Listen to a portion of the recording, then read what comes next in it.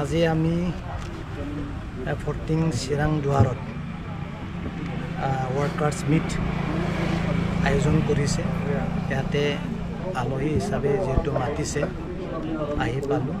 পাব্লিকৰ লগত আমাৰ BPFৰ যেহেতু কৰ্মকৰ্তা তেখেতসকলৰ লগত কথা পাতিব লগা আছে আৰু বহুত কথা ক'ব লগা আছে।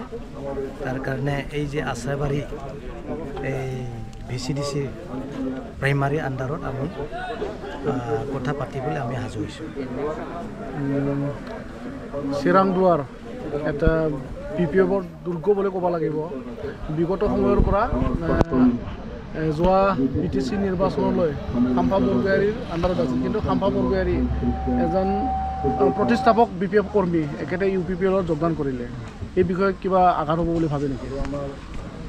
মই ভাবোঁ হাগ্ৰামা মহিলাৰী ওচৰত থকা ওৱে ভাৱে লেফ্ট ৰাইট হেণ্ড যিমানখিনি লিডাৰ্ছ আছে প্ৰমোদ বড়ো ডাঙৰীয়াৰ লগত একযোগ হ'লেও একো BPFৰ অলপো ক্ষতি নহয়। আৰু যিবিলাক প্ৰমোদ বড়ো ডাঙৰীয়াৰ লগত একযোগ হ'বলৈ গৈছে তেখেতসকলক লৈ যোৱাৰ পাছতো একো লাভ নহ'ব। কাৰণ কি লাভ নহ'ব? প্ৰমোদ বড়ো ডাঙৰীয়াৰ UPPL ৰাজনৈতিক দল এই বালুৰ মাটিৰ ওপৰতহে ফাউণ্ডেশ্যন। তেখেতৰ যিটো বিঠা বালুৰ ওপৰতহে বিঠা। বানপানী আহিলে তেখেতৰ এই যিটো বনোৱা ফাউণ্ডেশ্যন ভাঙি পেলাই লৈ যাব পানী। এক্সাম্পল হিচাপে যোৱা MP ইলেকশ্যনত আমাৰ এই মাননীয় এই লৰেঞ্চ ইছলাহাৰী এই প্ৰমোদ বড়ো ডাঙৰীয়াৰ ৰাইট হেণ্ড আছিল।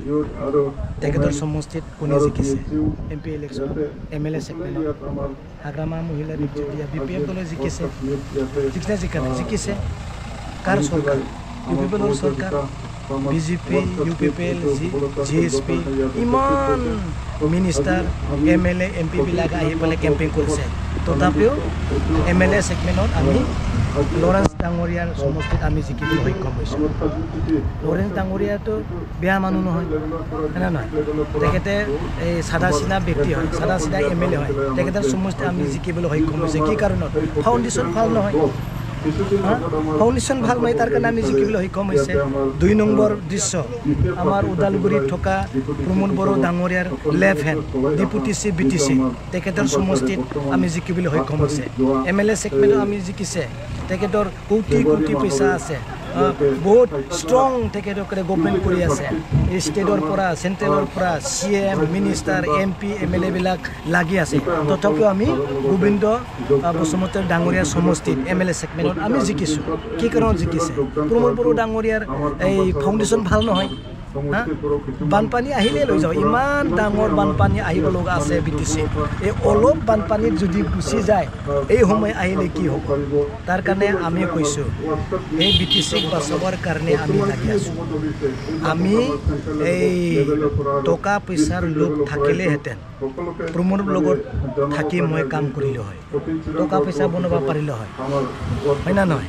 মই ঠিকাদাৰ হিচাপে কাম কৰিব পাৰিলোঁ হয়। পইচা দি পেলাই মই প্ৰমোদৰ পৰা মই এই ঠিকা কাম কিনি পেলাই কৰিব পাৰিলোঁ হয়, হয় না নহয়? কিন্তু আমাৰ লোক নাই। BTC বচাব লাগিব, ইয়াৰ পিছত গোটেই হৈ যাব। এই মই কৈছোঁ কোনো লাভ নহ'ব। বেয়া দিন আহি আছে। প্ৰমোদ বড়ো ডাঙৰীয়াৰ ৰাজনীতিক এই লিডাৰবিলাকে যিহেতু গৈছে, তেখেতসকলৰ ভৱিষ্যত কি হ'ব মই নাজানো। কিন্তু প্ৰমোদ বড়ো ডাঙৰীয়াৰ যিটো এই ৰাজনৈতিক দল কম সময়ৰ ভিতৰতে পূৰা পানীৰ লগত গুচি যাব। এইটো আজি মই ক'লোঁ। Thank U.